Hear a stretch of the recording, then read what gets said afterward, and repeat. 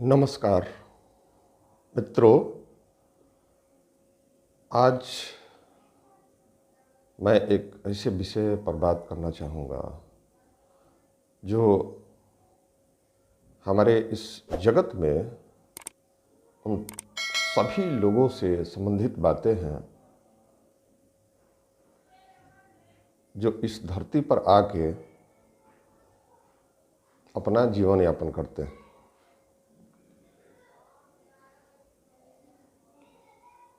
इस जीवन का क्या प्रयोजन है, ये जीवन हमें क्यों मिलता है, हम इस जीवन में क्यों आते हैं, हम जीवन में क्यों आते हैं, इसका प्रयोजन क्या है, ये बहुत महत्वपूर्ण जो है बातें हैं जिसके बारे में हमारी कोई सोच नहीं होती है, कोई समझ नहीं होती है।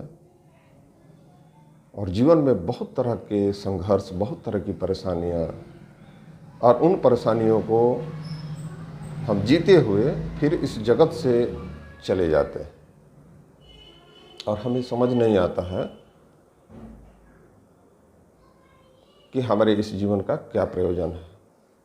और यही कारण है कि तमाम परेशानियाँ, तमाम दुख, तमाम तरह की तकलीफ़ें हमारे जो जीवन में आती है, चाहे वो रोग के रूप में हो, चाहे वो स्वास्थ्य से संबंधित हो, चाहे वो धन संबंधित हो, चाहे परिवार संबंधित हो, चाहे समाज संबंधित हो, संबंधों से संबंधित हो, ये तमाम दुख जो है हम इस जीवन में जीते हुए फिर चले जाते हैं और फिर हम पुनः जन्म लेते हैं। तो ये जो आने और जाने की जो प्रक्रिया है, इसको तब तक हम नहीं समझ पाएंगे जब तक हम अपने इस जीवन के प्रयोजन को नहीं समझते। तो असल बात यह है कि हमारे इस जीवन का प्रयोजन क्या है, यानी हम क्यों आए हैं, हम कहाँ से आए हैं। हम नहीं आते तो क्या हो जाता, हम नहीं होते तो क्या हो जाता, हमारा जन्म नहीं होता तो क्या हो जाता। आखिर यदि हमारा जन्म हुआ है तो किसी न किसी प्रयोजन के अंतर्गत हुआ है, क्योंकि ये शरीर जो है हमारा पंच महाभूतों से बना है। इसमें एक ब्रेन जैसी, एक मस्तिष्क जैसी चीज़ हमें प्राप्त है जो प्रकृति ने हमें दिया है, जिसको मेंटल बॉडी के रूप में जानते हैं। और फिर इसके भीतर प्राण ऊर्जा है, जो जीवन ऊर्जा है, जिसका प्रवाह तब तक बना रहता है जब तक हमारी मृत्यु नहीं हो जाती है। तो अंततो गत्वा मृत्यु पर्यंत जो है ये जीवन चलता रहता है। और इस मृत्यु को प्राप्त करने तक ये जो प्राण ऊर्जा, जो प्रवाहमान है समस्त प्राणी जगत में जीवन के रूप में, उसे हम स्पिरिचुअल बॉडी के रूप में जानते हैं। तो ये स्थूल शरीर, पंच महाभूतों से बना हुआ शरीर, इसकी निष्पत्ति यहीं पर हो जाती है। और जो आत्म शरीर है, जो प्राण शरीर है, इसकी यात्रा फिर ब्रह्मांडीय ऊर्जा के साथ में होती रहती है। और इस ब्रह्मांडीय ऊर्जा में जो आत्मा की गति होती है, यानी आत्मा का आना जाना लगा रहता है, इसके साथ में जो हमारा सूक्ष्म शरीर है, जो मेंटल बॉडी है, जो विचार शक्ति, ये विचार शक्ति जो है इस प्राण शरीर के साथ में यात्रा करती है। और यही प्रयोजन है, यही कारण है कि पुनः हमें जन्म मिलता है।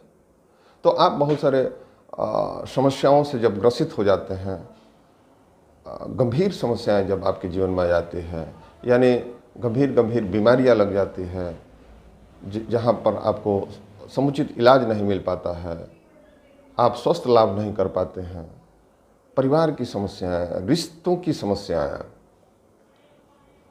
तमाम तरह के ज़िंदगी में जो उलझनें बन आती हैं, आर्थिक समस्याएं, आर्थिक रूप से आप काफ़ी कमज़ोर हो जाते हैं और अर्थाभाव में आपका जीवन सर्वाइव करना बहुत कठिन हो जाता है, तो कुछ ऐसी परिस्थितियाँ आती हैं मनुष्य के जीवन में जो हमें इतना आक्रांत कर देती है, इतना व्याकुल और व्यथित कर देती है, जिसके कारण से हमें सॉल्यूशन के रूप में, समाधान के रूप में तमाम जगह जो है भटकना पड़ता है।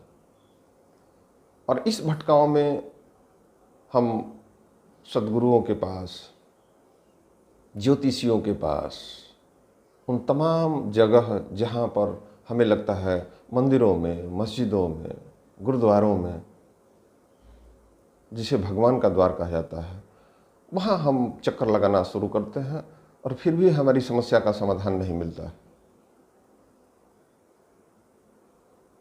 और हम समस्या से घिरे रहते हैं। तो इन तमाम समस्याओं से ग्रसित लोग जब उन समस्याओं से निजात नहीं मिलता है कहीं से भी, तो फिर कभी कभी ऐसा भी होता है कि वो लोग आत्महत्या तक कर लेते हैं। यानी जीवन के कष्ट की, दुखों की पराकाष्ठा ऐसा करने के लिए प्रेरित कर देती है और कहीं ना कहीं उनका मेंटल बॉडी इतना इम्बैलेंस हो जाता है, जल तत्व इतना इम्बैलेंस हो जाता है, जिसके चलते उनके मस्तिष्क में विचार शक्ति समाप्त हो जाती है और जीवन के ऊहापोह में वो निर्णय नहीं ले पाते हैं कि मैं जीऊं या मर जाऊं। तो जब ऐसी परिस्थिति आती है कि अपना डिसीजन नहीं ले पाते हैं और अंततोगत्वा मृत्यु को जो है प्रशस्त करते हैं, मृत्यु को चुनते हैं, तो एक वो कैसा कंडीशन है आप समझते हैं। सुसाइड करना, आत्महत्या कर लेना, ये कितना बड़ा साहस और कितना बड़ा कठिन कार्य है। ये एक सामान्य व्यक्ति या सुलझा हुआ व्यक्ति या जिसका मस्तिष्क जो है ठीक ठाक कार्य कर रहा है, वो कम से कम ये कार्य नहीं करेगा।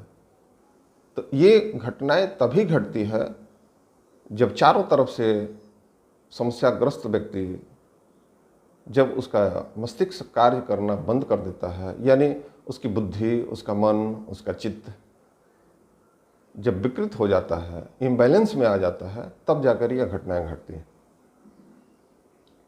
और कुछ लोग अपना समाधान ढूंढते हैं। तो मेरे इस वीडियो को बनाने का और आज के इस वक्तव्य और इस विषय पर बहुत गंभीरता से विचार करने योग्य ये जो बातें हैं, इसमें जो सांस्कृतिक पहलू है उसमें हम जीवन को और अपने जीवन के प्रयोजन को समझेंगे। यदि हम अपने जीवन के प्रयोजन को यदि समझ जाते हैं तो फिर हमें सॉल्यूशन मिल जाता है, हमें समाधान मिल जाता है। क्योंकि इसका मुख्य कारण है कि हम जीवन को ही नहीं जान पाते हैं कि हमारा जीवन क्या है और हमारे जीवन का प्रयोजन क्या है। यानी इस धरती पर आने का हमारा प्रयोजन क्या है। यानी यदि हम नहीं आते, हम नहीं होते, तो क्या बिगड़ जाता, क्या हो जाता, आखिर हम क्यों आए हैं। तो इसका कहीं ना कहीं हमारे दिमाग में इस बात की कोई चिंतन उठता ही नहीं है। ये यदि चिंतन नहीं होता है तो फिर प्रयोजन के तरफ हमारी गति नहीं होती, क्योंकि हम यह बिना जाने ही यहाँ से चले जाते हैं कि हम आए क्यों थे। तो सर्वप्रथम सबसे मुख्य बात यह है कि हम ये पहले जाने कि हमारे जीवन का प्रयोजन क्या है, यानी हमारे जन्म लेने का कारण क्या है। और यदि हम अपने जन्म के प्रयोजन को, अपने जन्म के कारण को यदि जान पाएँ तो उसी में हमारा समाधान, उसी में हमारा समस्त निवारण जो है कि छुपा हुआ। हमारे इस जीवन से सभी समस्याओं का समाधान और इस जीवन की सही दिशा और दशा हमें मिल जाएगी। अब ये कौन बताए, ये कहाँ से सीखे, कहाँ से जाने कि हमारे आने का प्रयोजन क्या है? ऐसा कौन सा विषय है, ऐसा कौन सा सब्जेक्ट है, वैसी कौन सी विधा है जिस विधा के माध्यम से हम अपने जीवन के प्रयोजन को जान पाएँ? तो इसके लिए मित्रों जो है कि आपको इस यूनिवर्स के लॉ को जानना पड़ेगा, इस यूनिवर्स के साइंस को जानना पड़ेगा। थोड़ा हमें बैक में जाना पड़ेगा। ये ब्रह्मांड क्या है और ये ब्रह्मांड कैसे बना और इस ब्रह्मांड के बनने के पीछे इसका विज्ञान क्या है, तो हमें अपने शास्त्रों में, वेदों में, उपनिषदों में जाना पड़ेगा, जहाँ पर वर्णित है इस ब्रह्मांड के प्रयोजन की वैज्ञानिक विधि।